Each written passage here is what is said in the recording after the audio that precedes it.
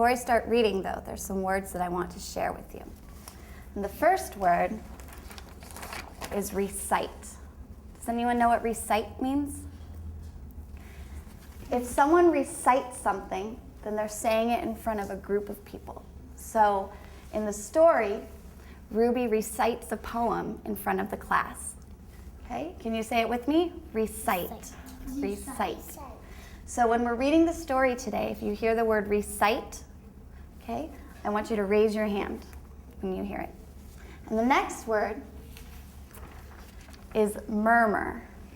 Does anyone know what murmur means? No. No? A murmur is like a soft noise, and it's a little bit louder than a whisper, but it's not as loud as I'm talking right now. So if I was murmuring, it would sound like this. Hi, Charlotte. How are you?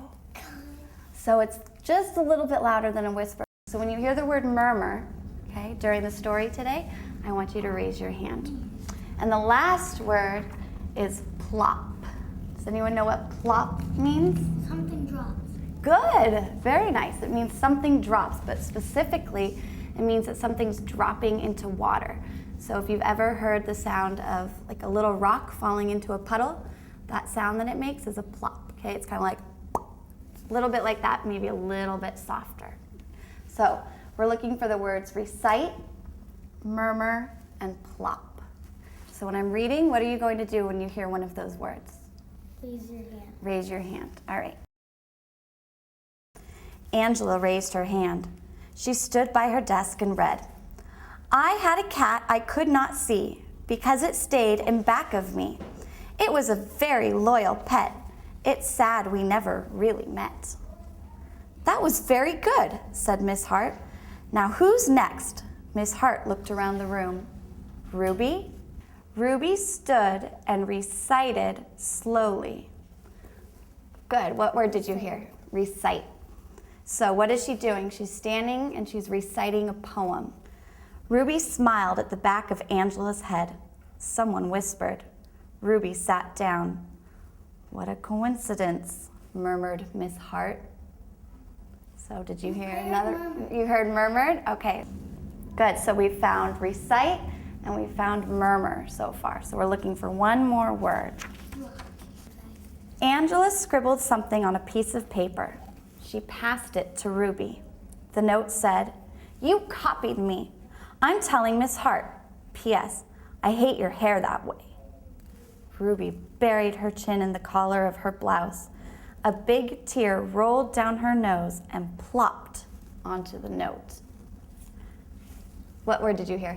Plopped. So let's talk a little bit more about these words, recite, murmur, and plop. Okay, and we heard all three of them used in the story.